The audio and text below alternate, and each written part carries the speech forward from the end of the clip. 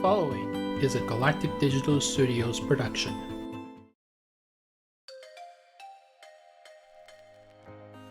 It's the podcast where the only thing that ages more poorly than that one dude in Indiana Jones and the Last Crusade is my sports takes.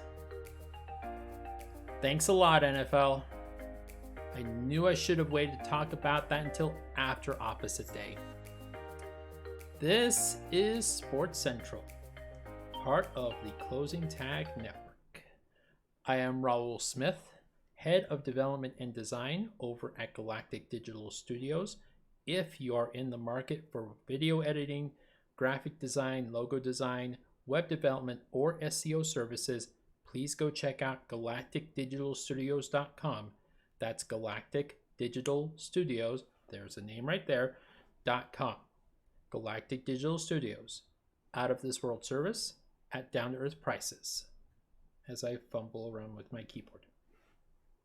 So I wanted to do a little something different this week, since my NFL segment last week went over so well. Yeah, about as well as a fart in church. A fart in church, and about as well as this segment is going, apparently. And actually, I got the idea for this episode from a YouTube video of some guy playing the new feature in NBA 2K23, where you can change the course of NBA history with hilarious or disastrous results. Plus, it gives me a chance to revisit something that I absolutely have a soft spot in my heart for. 80s and 90s NBA. Don't get me wrong. I actually like the current product, but my love, my passion, mi corazón, was in 80s and 90s era NBA. So I like to call this particular episode What If? And for my first episode of What If, I want to make one small change in the annals of NBA history that would have a dramatic ripple effect throughout the course of history. And that is, and I am going to ask the question, what if the Chicago Bulls never drafted Michael Jordan? Now for this, I'm going to change the top 3 picks in the 1984 NBA draft. I'm not changing anything else from that draft. Every pick from 4 on down is going to stay the same. Sam Perkins is still going to the Mavericks. Philadelphia is still drafting Charles Barkley. John Stockton is still going to the Utah Jazz, so on and so forth. Now, before I make the changes, let's take a quick refresher look on how history in our universe actually played out. The Houston Rockets owned the first pick in that year's NBA draft after Ralph Sampson's rookie season was a disaster. Sampson, of course, was the first pick in the draft that the previous year, that being 1983. That year, they would select University of Houston center Hakeem Olajuwon, forming what was famously known as the Twin Towers. The Portland Trail Blazers had the second pick, and in our universe, they had selected shooting guard Clyde Drexler in the previous draft. And they weren't exactly keen on selecting another shooting guard, despite the fact that Michael Jordan, a shooting guard, was the clear-cut choice. Portland would select center Sam Bowie from Kentucky in hopes that he would form a formidable pair with Drexler, and let's just say that it didn't work out that way. Bowie would go on to be known as one of the greatest busts in NBA draft history. Chicago would select Michael Jordan, pairing him with players like Orlando Woolridge and Dave Corzine. That's a nice way of putting it that the Bulls were desperate for a player of Jordan's caliber. Over the next 10 years, Olajuwon would help Houston become a Western Conference power with and without Sampson, leading the Rockets to 2 NBA Finals, one in 1986 and another in 1994, where he would win the first of 2 NBA championships for the Houston Rockets. Portland would do okay for itself in spite of their fumbling the ball with Bowie, going to the NBA Finals themselves twice in 1990 and 1992. They would, however, lose both times.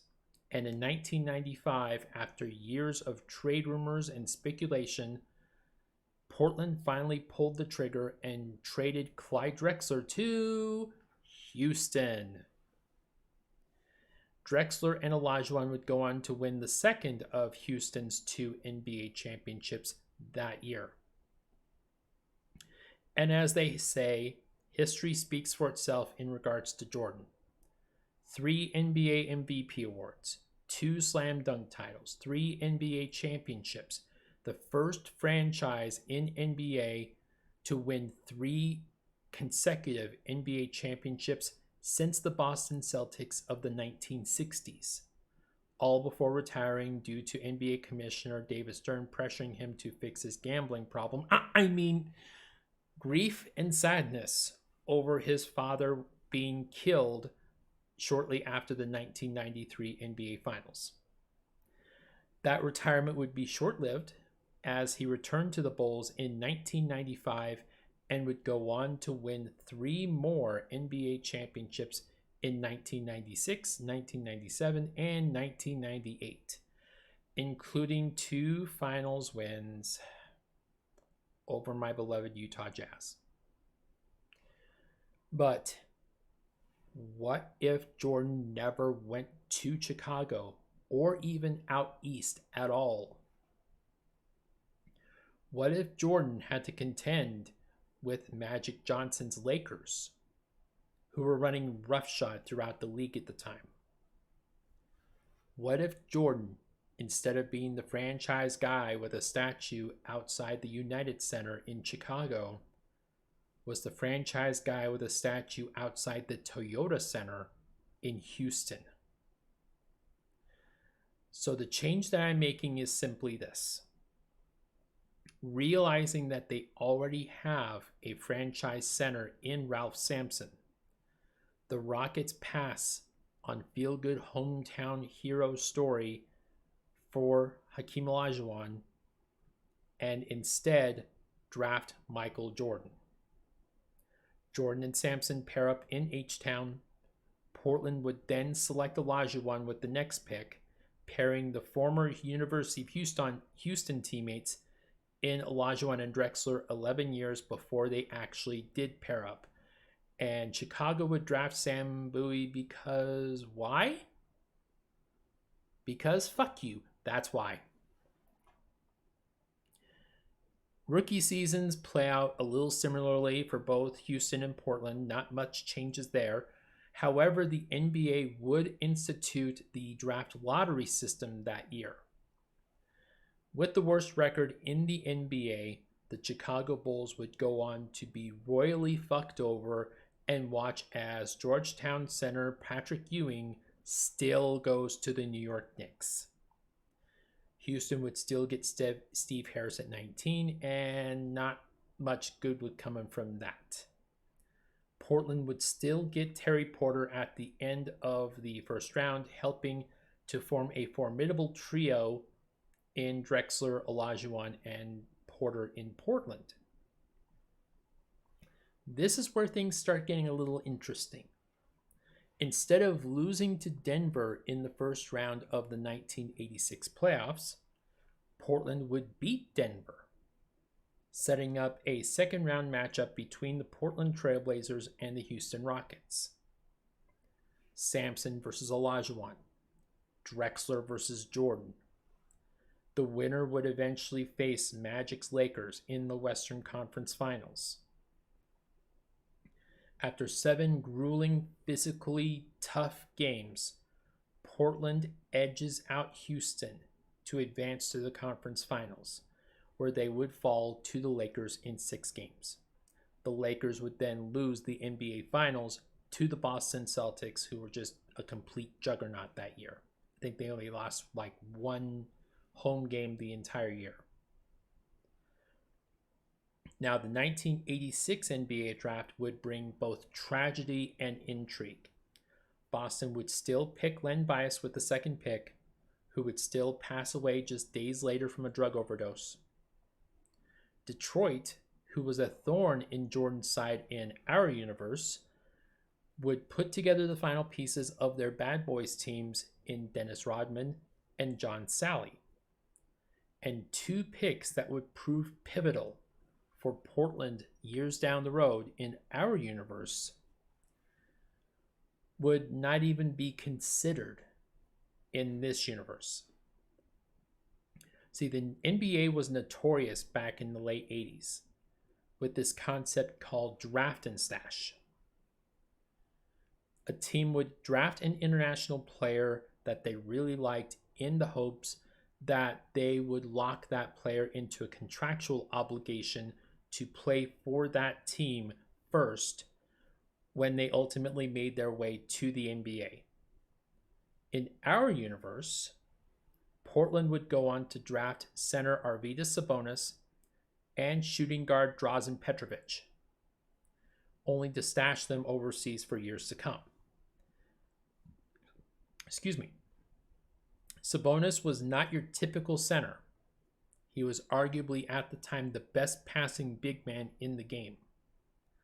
Having his passing ability was a critical element to Portland's success in the mid to late 90s. Meanwhile, Petrovic would play one lousy season with Portland before being traded to the New Jersey Nets, where he would go on to have amazing success seemingly overnight for 2 seasons before passing away in an accident overseas before his 4th NBA season. In this universe, it's Houston that drafts Sabonis. Seeing that Sampson isn't going to last much longer, Houston gets their insurance policy lined up by drafting Sabonis with the 21st pick. Buck Johnson, who was drafted by Houston in our universe, would fall to Portland. As for Petrovic, he would go on to be drafted by the Utah Jazz, who were in need of a future plan at the shooting guard spot to pair with Stockton and Malone. The first round of the 1987 playoffs would pit Houston and Portland in the first round. After falling to his arch rival Drexler in the previous year, Jordan and his Houston Rockets would vanquish the Blazers in 5 games. Back then, first round playoff matches were best 3 out of 5. And then the rest of the playoffs would be 4 out of 7. Houston would go on to defeat the Seattle Supersonics in 6 games to advance to the Western Conference Finals, where Jordan would meet in the playoffs for the first time Magic Johnson and the Lakers. The matchup between Ralph Sampson and Kareem Abdul-Jabbar would prove to be disastrous, resulting in a serious injury to Sampson. Without his big man to bail him out, it would fall completely on Jordan to take down the dynasty of the 80s. Not only would 1987, let me backtrack on that. 1987 would not be Jordan's year. Falling to the Lakers in 5 games, the Lakers would then go on to win their 4th NBA championship of that decade. That year's draft would see the first major ramifications since 1984 compared to our universe. Desperate for a solution after Sampson suffers a career-ending hip injury, Houston makes 2 solid deals. The first deal would come in the later rounds of that draft. Seeing that Sabonis was still a few years away from being ready to join them, Houston drafts Chris Dudley. But before that, they make a deal with the New Jersey Nets, who had the 3rd pick in that year's NBA draft. And with that 3rd pick, Houston selects University of Central Arkansas's Scottie Pippen. Yes, Pippen and Jordan in Houston instead of Chicago. Meanwhile, for Chicago, they would have the 5th and 7th picks in that year's draft. Don't ask me how. And would go on to draft Horace Grant and UCLA's Reggie Miller.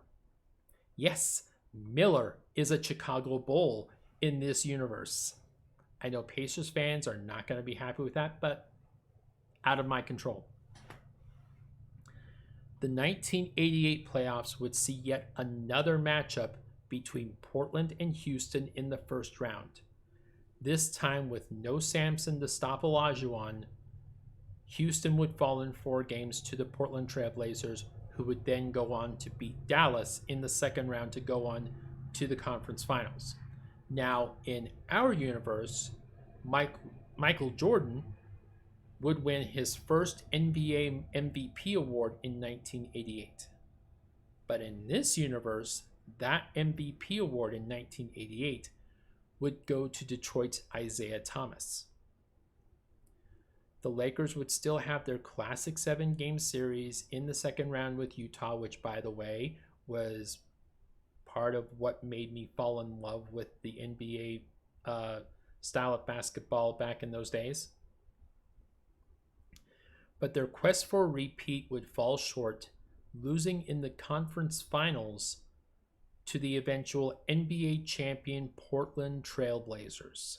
Yes, Portland would go on to win an NBA championship before Houston in this universe. Jordan, pissed that he lost to the eventual champs, trains harder and better than ever before. Portland is celebrating, Chicago is finally putting it all together, and the NBA has an expansion draft. Now, the interesting thing about this expansion is that the 2 teams they added in 1988 were the Charlotte Hornets and the Miami Heat. But what's interesting about that is that Miami, for the 1988-89 season, was in the Western Conference. Now, why were they in the Western Conference when they were the 5th most eastern geographically located team in the league? Why? Again, because fuck you. That's why. Around this time, Kareem Abdul-Jabbar retires and Arvydas Sabonis finally comes in for Houston. With Portland as the defending champs, the Lakers looking older and older, Utah on the rise, Houston to make a move, and Phoenix making moves, the balance of power in the Western Conference was definitely shifting. Meanwhile, out east, Detroit was the team that lost to Portland in the finals the previous season. They feel like they've certainly arrived. Boston, like Los Angeles, was starting to wind down on their time on top. The death of Len Bias has shaken the Celtics organization to its core as a train passes by in the background. Bird, McHale, and Parrish have certainly seen better days. The New York Knicks, under the guidance of Patrick Ewing, have emerged as a power in the East. With the 1988 draft was nothing to write home about, but it would be a critical trade between Cleveland and Houston that would change the course of history. Houston would trade a future first-round pick and their pick that year to the Cleveland Cavaliers for sharpshooting point guard Mark Price. Yes, Mark Price was a Houston Rocket in this one, and teammates with Jordan. I know Cavaliers fans are not going to be happy about that. With a team of Price, Pippen, Jordan, and Sabonis, Houston looked more poised than ever to make a run. Utah would finally get their much-needed help at the shooting guard spot after they lost Bobby Hansen in the expansion draft to Charlotte, receiving word that Drazen Petrovic was ready to come into the NBA. The stage was set for an all-out clash in the 1989 playoffs, and yet another first round matchup between Houston and Portland. Only this time the roles were reversed, as Houston came in as the heavy favorites. Portland had lost Hakeem Olajuwon to injury for a good chunk of the season and would fall in the standings as a result. He would be back in time to witness a murder as another train passes by. Houston would sweep his Trailblazers in 3 games. Jordan's Rockets would then go on to make short work of the Phoenix Suns in 5 games in the second round, setting up a clash for the ages between Jordan's Rockets and Magic's Lakers. Injuries and father time were not kind to the Lakers this time around, and the Houston Rockets would win this series in 6 games. Jordan had finally done it. He had finally gotten the Houston Rockets to the NBA Finals. Out east, Chicago was finally in the playoffs, thanks to the contributions of Reggie Miller and Horace Grant. However, that victory would be short-lived, as they would lose to the New York Knicks in the first round in 4 games. Meanwhile, Detroit would mow everybody down out east. First, they swept the Boston Celtics in 3 games. Then they swept the Milwaukee Bucks in 4 games. Lastly, they would dismantle the Knicks in the Eastern Conference Finals in 5 games. The stage was set between the Houston Rockets and the Detroit Pistons. Now, in our universe, the Pistons were Jordan's biggest adversary, and part of the reason was because head coach Chuck Daly instituted what was called the Michael Jordan rule. The rule was to not let Michael Jordan breathe on offense. Now, with the rules being different back in those days compared to now, you could get away with a lot more on defense back then than you can now. It would work with great efficiency for a few years before Jordan would learn to trust his teammates more and would go on to overcome and eventually dismantle the Pistons on his way to the first of 6 NBA championships. In this universe, Daly tried that same methodology, but one problem. He also had to deal with Arvydas Sabonis. Sabonis' passing skill helped guys like Mark Price get open on the perimeter and allowed passing or driving lanes for Jordan and Pippen to open up. It would be by running the offense through Sabonis, not Jordan, that allowed Jordan to overcome his demons faster, winning his first NBA championship and his first Finals MVP 2 years earlier than in our universe. It's also important to note that Jordan would win his first scoring title and his first MVP award a year later than what happened in our universe. The 1989 draft was nothing special, but thanks to their deal with Houston the year before, Cleveland got Houston's first round pick in this year, acquiring sharpshooter Dana Barros. Utah would go on to get some much needed help in the center position by drafting Vlade Divac. With Mark Eaton retiring, Divac would come in to help solidify that position alongside Malone, Stockton, Del Curry, and Drazen Petrovic. Utah's lineup would look like it was about complete. The Lakers would draft Shawn Kemp to help bolster their front court in the absence of Kareem. The 1989 season would also see 2 more expansion franchises, the Orlando Magic and the Minnesota Timberwolves. Miami would finally make their way out east after a year in the West, while Charlotte would move west. Again, why? Because fuck you, that's why.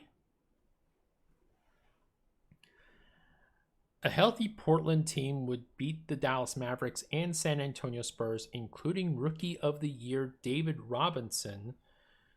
Meanwhile, Houston would struggle against the Lakers in the first round before going into a second round matchup against the Utah Jazz, where we would see Jordan versus the Jazz in the playoffs for the first time.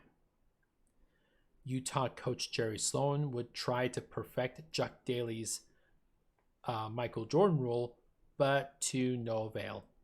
Houston would go on to win in 5 games, setting up a conference finals matchup between old rivals, the Houston Rockets, and the Portland Trail Blazers.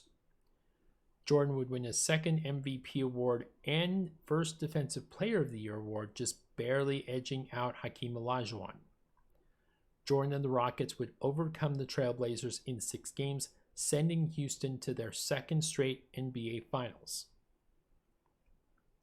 Detroit, meanwhile, would steamroll through the East, losing only 2 games on their way back to the finals as they beat Chicago, Cleveland, and New York. This would set up the rematch between Houston and Detroit, a rematch they played out almost similarly to the last time, with Jordan and the Rockets winning the 1990 NBA championship. Things certainly seemed to be in place for Jordan and the Houston Rockets to build a dynasty. Then came the news that shook the NBA world. After weeks of speculation and reports of his extramarital affairs, Magic Johnson confirms after the 1990 season that he has contracted the HIV virus and must retire from the game of basketball. The Lakers' run near the top of the West ends in a whimper. Meanwhile, Seattle is quickly making their ascent to the top of the food chain as they draft Gary Payton. Pretty much everything in regards to the draft plays out more or less how it does in our universe. Detroit's time on top of the East is starting to fade as they face a rising rivalry not only with Chicago but New York as well. Age and injury are starting to slow the Portland Trail Blazers down. The once promising dynasty never truly recovered after they won their first NBA championship in the Hakeem Olajuwon era. Houston, meanwhile, is on a roll, winning back-to-back championships, but would soon face a new threat in Utah. Now, the rotating door of odd decisions of conferencing teams continued in 1991 with Orlando making the Western Conference. Again, why? Because fuck you, that's why. Portland would lose in the first round of the 1991 playoffs to the Seattle Supersonics, all but ending the Trailblazers' run. Meanwhile, thanks to a 70-12 record, Houston easily gets the top seed in the West, quickly dispatching of the Lakers and the upstart Sonics before facing the Utah Jazz in the Western Conference Finals. Jordan versus the Jazz, round 2. Malone would have his way with the Houston Rockets front court, thanks in part to Vlade Divac posing a threat to Sabonis. Stockton and Price would have a classic chess match before our eyes, while Scottie Pippen would help to dismantle Del Curry. Houston would go on to win the series in 7 games, setting up their 3rd straight NBA Finals run. Detroit would make it back to the finals as well, but the road would not be nearly as easy this time. They would struggle to beat teams like Atlanta and Boston, while Philadelphia waited for them in the conference finals.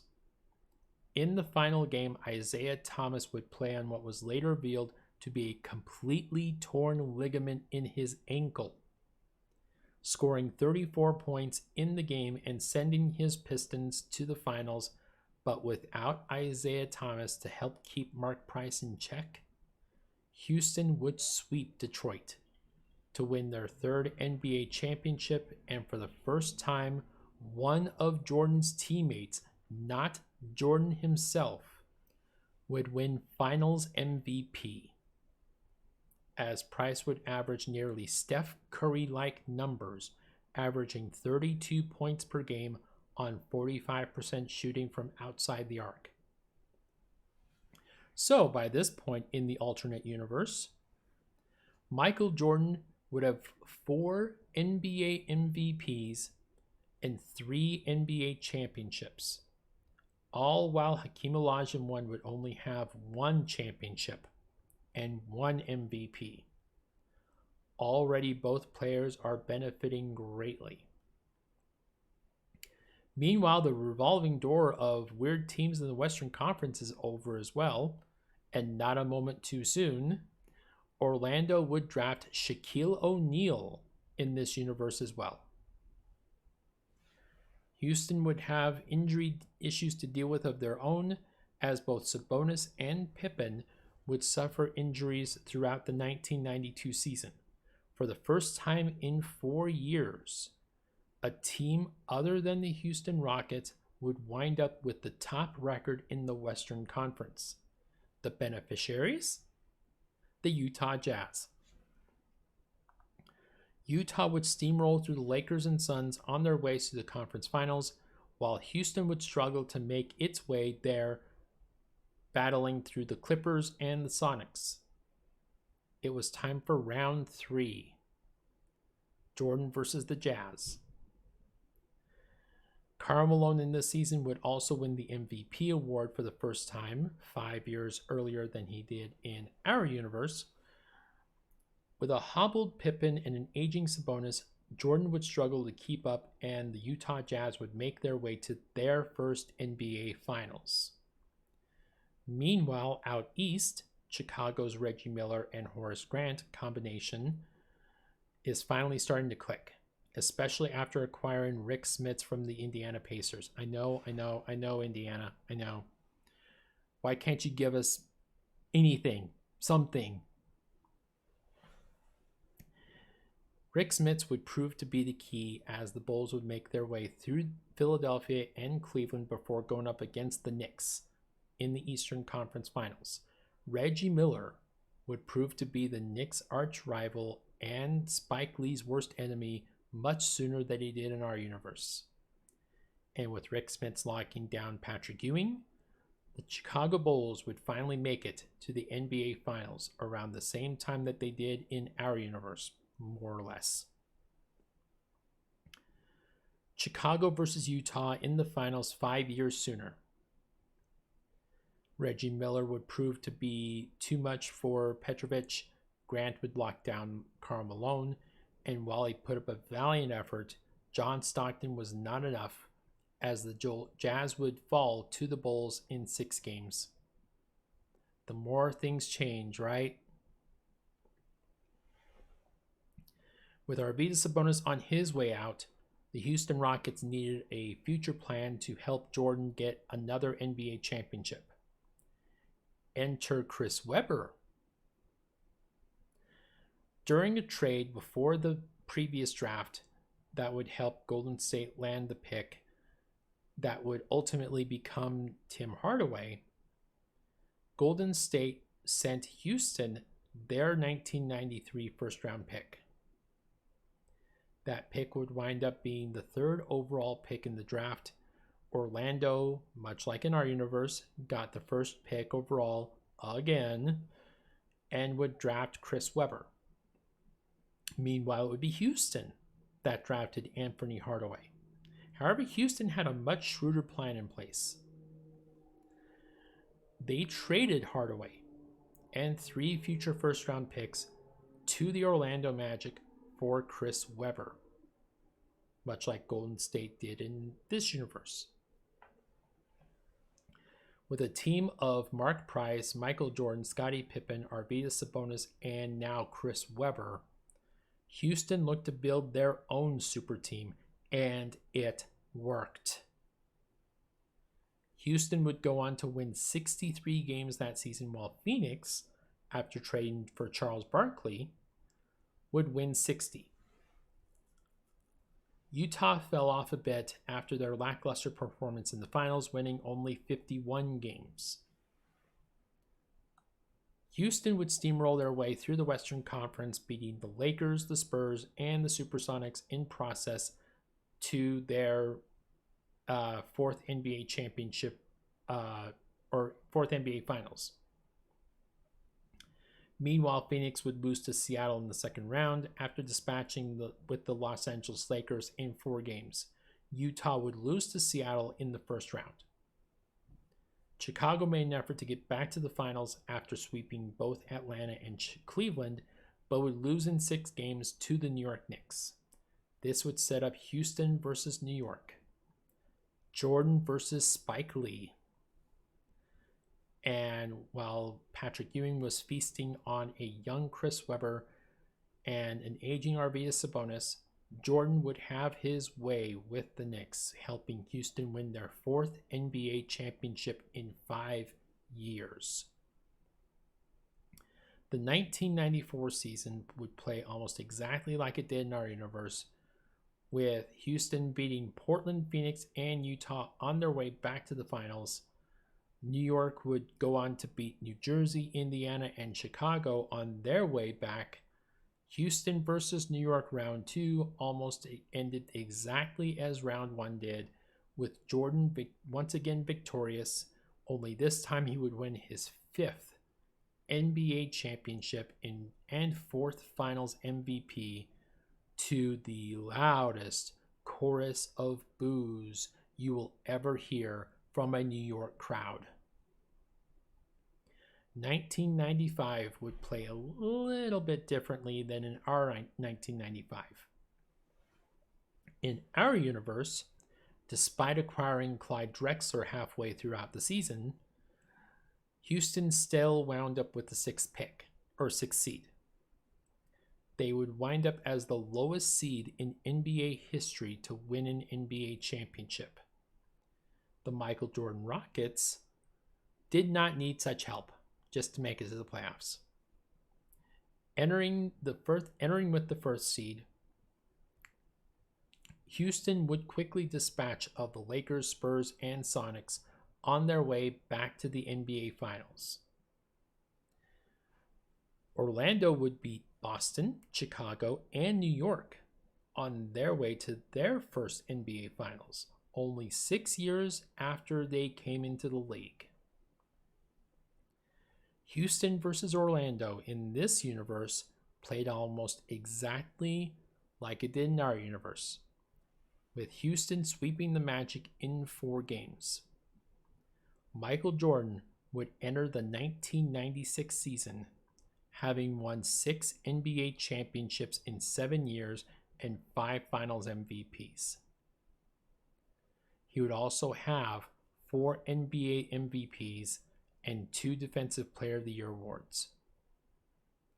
It was after this series with Orlando that Michael Jordan announced that he was stepping away from the game, and the Houston Rockets would not recover for a while. Now, keep in mind, all of what I just laid out over the last 38 minutes was all used by AI.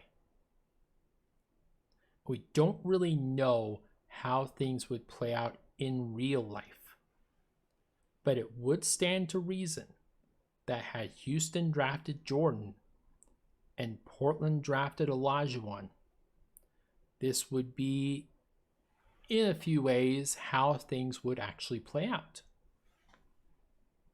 A key reason why Michael Jordan was, in the eyes of many, myself included, the greatest competitor in NBA history. You can come at me with your Bill Russells and your LeBron Jameses and your Steph Currys and your Larry Birds and all these players that you want to line up with me.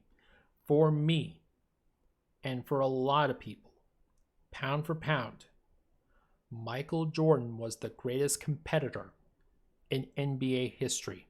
And part of the reason for that was that he had behemoths coming up in the Celtics, Larry Bird's Celtics, Isaiah Thomas's Pistons, Patrick Ewing's New York Knicks, that constantly challenged him year after year after year. It would stand to reason that if he were thrown into the Lions' Den against Clyde and Hakeem's Trailblazers, against Stockton and Malone's Utah Jazz, against the Showtime Lakers, he would have a very similar experience, maybe expedited a little bit. And with no Chicago potentially getting in the way, Detroit would prove to be a grave challenge for those Houston Rockets in the finals for a few years, or anybody else that stepped in their way. Portland experiencing that success early on would also cause them to lose sight of building for the future, like they did in our universe. They would miss out on key draft and stash opportunities like Sabonis, like Petrovic. So I hope you enjoyed this nice little experiment. It was fun to get to different ideas, try different ideas for this podcast, especially after what happened last time. And depending on how well received this is going to be, I may do more of this in the future. And let me know what you would like to see me tackle next. What if scenario would you like me to see next? Or would you like to see me try next? Now, granted, my knowledge of baseball and soccer and college sports is a little limited. So things like, what if Babe Ruth was with the Boston Red Sox his entire career? Or things like, what if Derek Jeter played for the Cleveland Indians? Or, what if, Messi was with Portland or Atlanta as opposed to whatever team he ended up on? Stuff like that. I can't really deep dive into that, but I can deep dive into stuff like the NBA. I can deep dive into things pertaining to the NFL. So let me know what you guys think in the comment section. Be sure to check out the blogs at sports.theclosingtag.com. Links are in the description. Also, while you're there, click on the donate button. I may not do this as a full-time job, but donations are always welcome. I will never say no. And if you want me to shout you out in a future episode, that's a great way to ensure that happens. Thank you very much for downloading, for listening, for watching, for donating, for doing everything you can to help the podcast. It is greatly appreciated. And until next time, be sure to include your closing tags. Thanks very much, guys.